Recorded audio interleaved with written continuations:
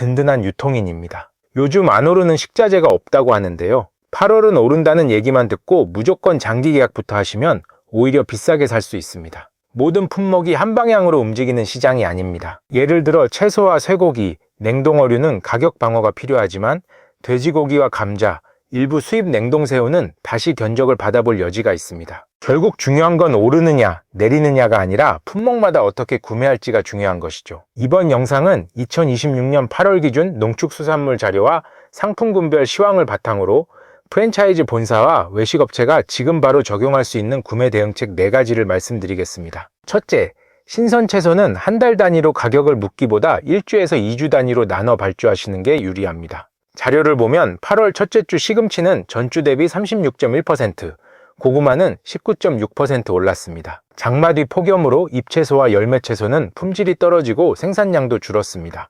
태풍까지 오면 가격 변동은 더 커질 수 있습니다. 다만 모든 채소가 비싼 것은 아닙니다. 대파는 전년보다 높지만 직전 시황보다는 약세이고 감자도 전년 대비 약세입니다. 따라서 매장에서는 잎채소 사용량과 폐기량을 매주 확인하고 규격 외 농산물이나 냉동 절임 채소를 대체 원료로 미리 구매해 두셔야 합니다. 본사는 레시피 변경 기준과 대체 가능 품목을 사전에 정해 매장에 공유해 줘야 합니다. 둘째, 육류는 원산지만 바꾸기보다 부위와 중량을 먼저 조정해야 합니다. 국내산과 수입산 쇠고기는 모두 강세입니다. 미국산은 사육두수 회복 지연, 호주산은 수요 증가 영향이 있고 한우도 전년보다 20% 이상 높은 흐름입니다. 반면 돼지고기는 전체적으로 보합권입니다. 닭고기는 가슴살 재고가 부족해 높은 가격이 이어지지만 닭다리살은 직전 시황보다 약보합 흐름입니다. 계란은 아직 공급 부족 영향이 남아 있습니다. 따라서 쇠고기 메뉴는 부위와 1인분 중량을 표준화하고 프로모션은 상대적으로 안정적인 돼지고기 메뉴에 집중하는 것이 좋습니다. 닭고기는 가슴살과 다리살 사용 비중을 다시 계산해 보세요. 단, 가장 싼 원료로 바로 바꾸지 말고 맛과 수율 테스트, 매장 작업성 검증까지 끝낸 뒤 전환해야 합니다. 셋째, 수산물은 킬로그램당 가격만 비교하면 안 됩니다. 국내산과 수입산 냉동어류는 어획량과 조업 규모 감소로 강세가 예상됩니다. 고등어와 삼치, 동태와 가자미, 베트남산 쭈꾸미와 낙지도 부담이 이어질 가능성이 큽니다. 반면 수입 냉동새우는 현지 생산 시기로 공급이 안정돼 보합권입니다. 이럴 때는 산지, 사이즈, 손질 규격별 견적을 동시에 받아야 합니다. 해동 감량과 손질로 인한 로스율까지 반영한 실사용 수율로 비교하고 특정 어종이 오르면 미리 알아본 대체 어종이나 필렛 규격으로 전환하셔야 합니다. 보합세인 냉동새우는 단기 물량을 확보할 수 있는 구간이라 판단됩니다. 넷째, 식용유와 밀가루는 한 번에 장기 전량 계약을 하지 말고 나눠서 계약으로 대응하는 것이 좋을 듯 합니다. 7월 대두유는 연초 대비 56.11%, 소금액은 14.86% 상승했습니다. 상품 분별 시황에서도 대두유는 전년 대비 강세이고 8월 이후 소폭 인상 가능성이 제시됐습니다.